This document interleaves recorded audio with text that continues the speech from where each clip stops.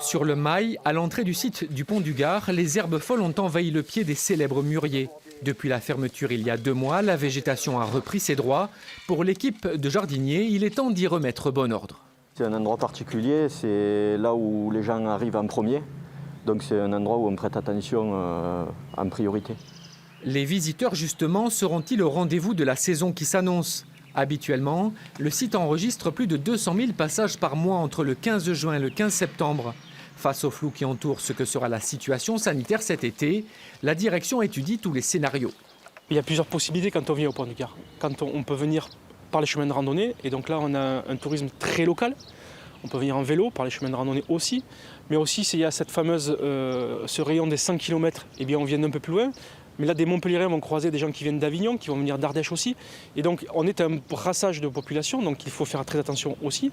Et puis après, il y a l'ouverture totale, comme on a connu jusqu'à maintenant. Et effectivement, les 3 semaines vont être cruciales.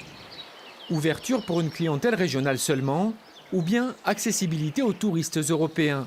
La décision du gouvernement attendue début juin sera lourde de conséquences pour l'économie locale, dont le Pont du Gard est la locomotive. La clientèle, bon, comme je disais, touristique du Pont du Gard ou surtout du camping, elle n'est pas locale, elle n'est pas dans un 100 km. Hein. Ce sont bien sûr des personnes en vacances de toute la France, mais beaucoup d'étrangers. Donc s'ils n'ont pas la possibilité de venir, voilà, c'est très problématique. Ça va créer des manques à gagner très importants pour toutes les activités liées au tourisme. En attendant les annonces sur les conditions de déplacement des populations cet été, le site reste fermé jusqu'au 2 juin pour le plus grand bonheur de ses nouveaux occupants.